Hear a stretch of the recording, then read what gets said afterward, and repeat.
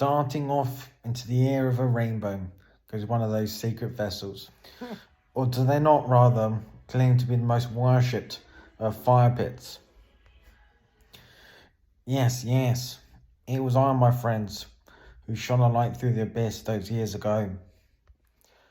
But there is plenty more to this tale that meets the imagination. Let me just open this young she-devil now and do the honours. Lovely jubbly, what a steadfast compadre you've always been. You see, not too long ago, I would communicate with a form of alien life. These space travellers use both electromagnetic waves and gravitational waves to communicate with me in a number of manifestations. What I'm talking about is a whole revelation of this universe being designed and created by futuristic humans, other universes existing, and this alien civilization destined to travel and meet us on the moon in roughly 2,000 years' time. I'm talking to you now at the age of 29. Ever since I was a little baby in 1994, I've had this intriguing predicament whereby an American man named Nick Sanderson can plant his imagination inside my own. The mechanism by which this is enacted relies upon the gods using their pre-existing designs of the universe and simply matching the electromagnetic waves directed towards my brain with what their computers are saying Nick Sanderson is imagining. They say it actually takes 2 years for the electromagnetic waves to arrive from the god spaceships. They don't in fact have the technology to make new changes and instead rely on their pre-existing plans. But that is enough of the telepathy. Today I'd like to spend the time talking about the messages the gods have sent. The principal manifestations the gods made during this early period were altering the smoke clouds of a cigarette I was puffing on, or altering the clouds in the sky, both through the gravitational waves. Yes, but now I'd like to talk to you about the messages they sent. It began with the 17 segment list of tasks, which principally revolved around the onuses we have during this life on Earth. It was mostly things like do some exercise and look after your pets. I think the final one was avoid things like halal meat where animals are harmed. Following this, in the late autumn of 2020, they brought forward a whole new list of tasks, which they said if I completed, they would end the telepathy and I would therefore be liberated. They told me to stuff my face and then eat one slice of pizza while not hungry anymore. They said I had to do it 11 times, weeks apart, while in the meantime we communicated every time I lit up a cigarette. In late November 2020, the gods then recited a playlist of songs via the smoke clouds. It became apparent that this was a schedule of different activities and phenomena. It began with a night out clubbing and an after party afterwards.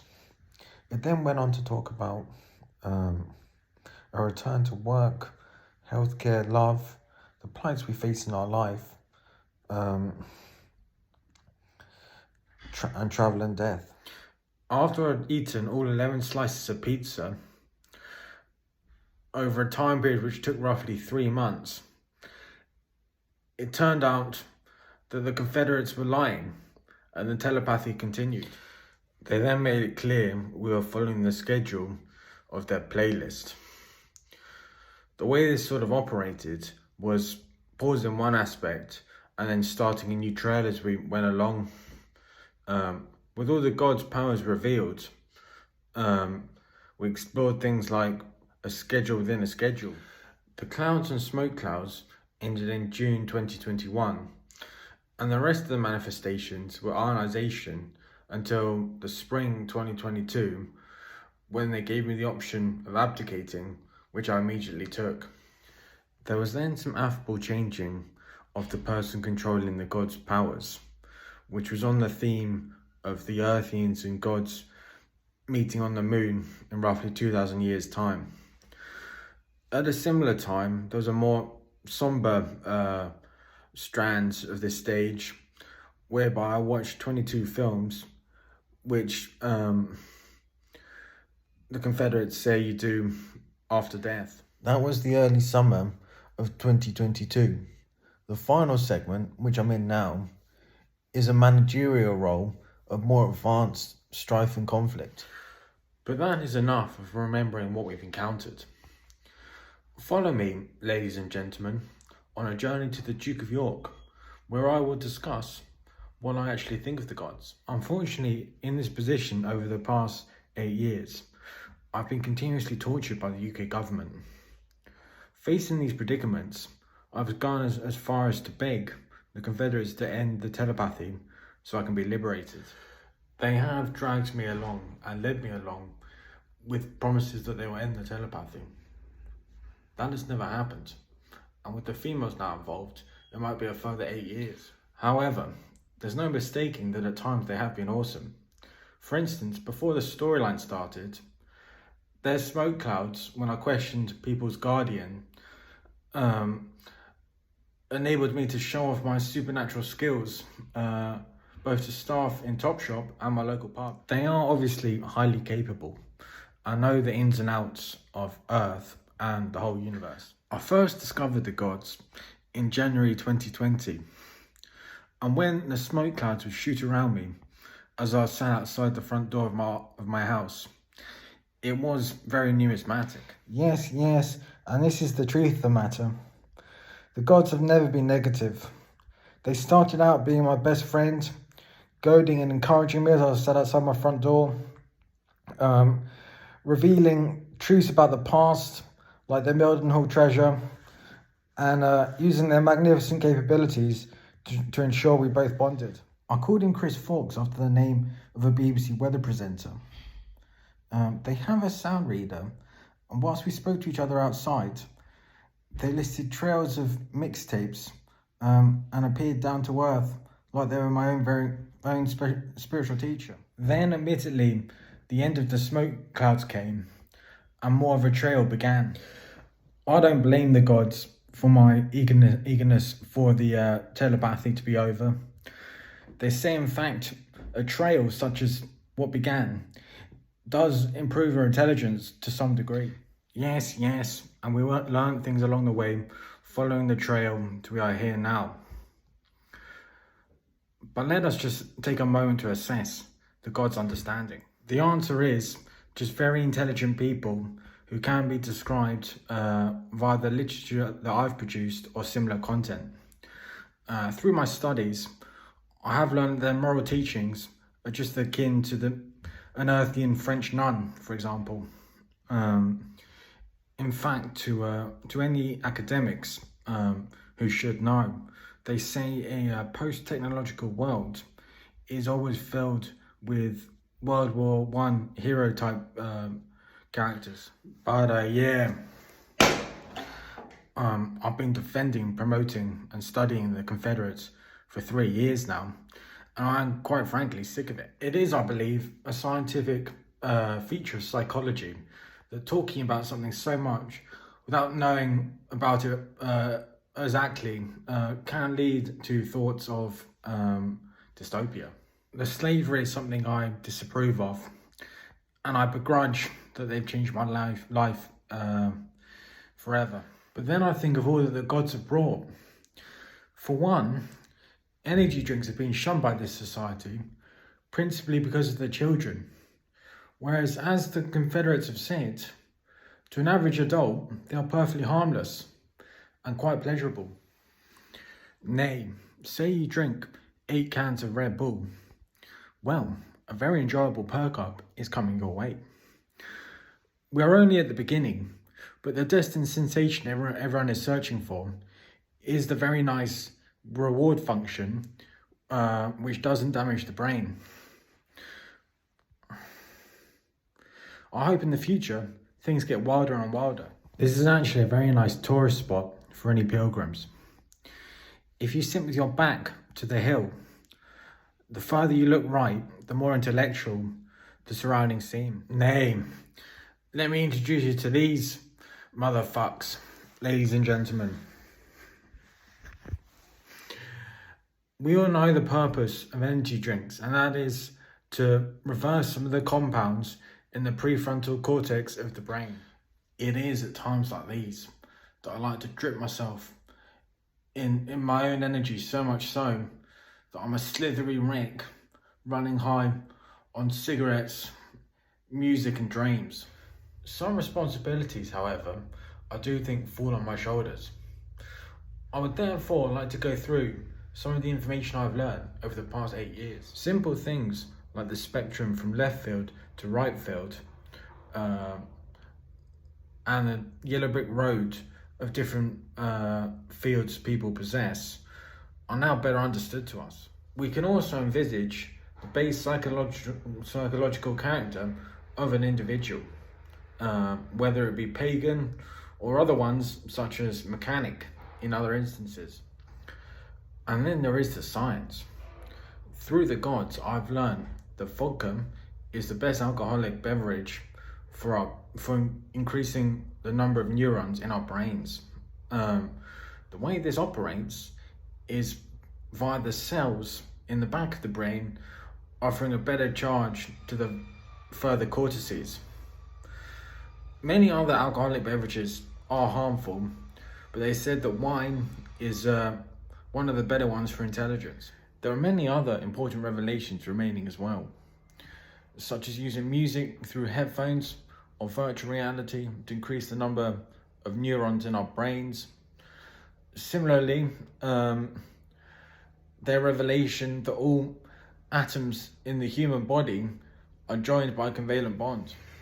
The legendary telepathy is in fact caused by the electromagnetic wave energizing the quark in the subatomic particles. They have also described cancer as the breakdown of the atom and is therefore particularly hard to cure. With this seeming intelligence, let us now, however, return to the compasses to assess what these messengers seem like. The god's predominant tone seemed like an austere cross between Tom Cruise in Oblivion and an English World War I general. They addressed me in a humorous but historic language as Weatherbrook, or Weatherall when they were more impressed with me, and at the many reassuring times, simply Gumclaws. I know they tried to seem like a teenage punk when they first started the ionization, but later into the action, it became mostly a lackluster and austere army colonel. I think Kent was chosen for its similarities in attitude. Their impersonations of women were a dreamy and intelligent princess. It was quite stereotypical and romanticized. They did continually lead me along with promises that they would end the telepathy, which never happened. And so here we are, ladies and gentlemen, at the historic country home of Pence's Place in Kent. Dating back to the 14th century, the building was once owned by Henry VIII himself.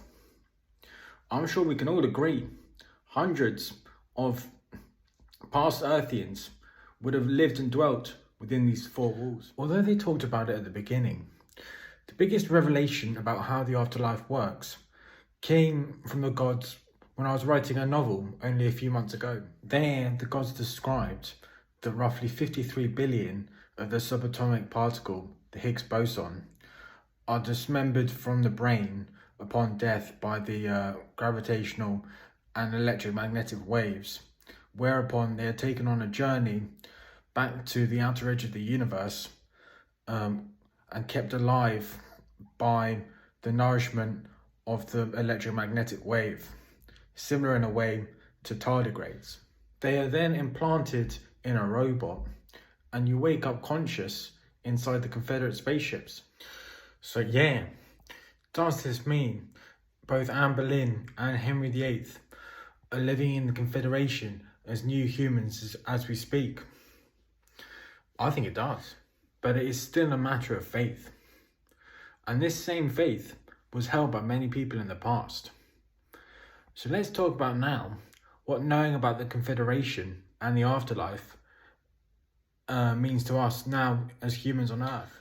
To me, and I think many others as well, it becomes an opportunity to show off how good a person you are, whether it be funniness or kind gestures. I think ultimately it leads to a more relaxed and humorous society. If I were to hazard a guess about my vision of the future, I think more people will sink into being cogs of a very equal society with less billionaires and more education. But people may still look to the Confederation ethically and rely upon what we have found. It was the very Confederates who said, if you are suffering from predicaments such as blindness or similar, they themselves would encourage you to commit suicide. And this is where I've taken you next, ladies and gentlemen, to the shores of Brighton. And here encapsulates something which I think is very important. And that is that we are no different to the gods, just in a separate universe. As the ninth universe, with undoubtedly over 100 billion years since the first universe was created, most people today find themselves in bodies that they like. And now let's look at our similarities.